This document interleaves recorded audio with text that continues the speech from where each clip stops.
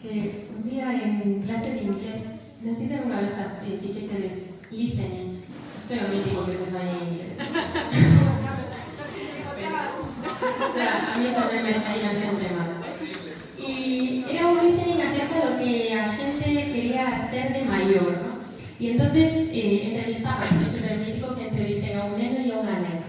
Entón o neno decía, yo de mayor quiero ser... E aí completar con cualquier profesión que se os pode imaginar, que sei, pois bombeiro, policía, médico, o que sexa.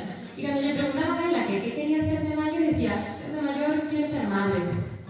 Eu me quedei así e dixen, todo o que quere ser esta nena na vida é nai.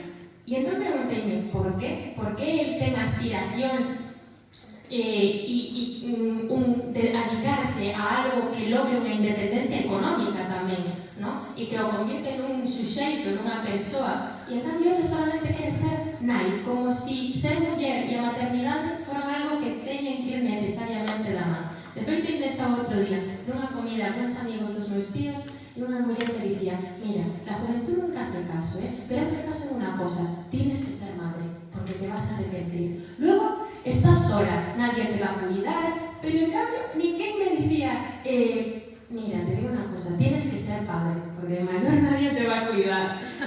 Es decir, son o que nos referimos cando nos din, esto nadie te obliga, no, claro que nadie te obliga, pero si teño unha amiga maior que a mí, una amiga dos meus tíos que me dice, te voy a dar un consejo, y es que seas madre, porque si no te vas a arrepentir, te lo digo yo, como voz de la experiencia, eso, pues van sendo cousas que en min van calando, e eu que non quero ser nai, comezo a replantearme, ai, e si es verdad que vou estar sola, e que non me vai a cuidar ninguén, e que de verdade as mulleres necesitamos ser nais, que é mentira, que non o necesitamos.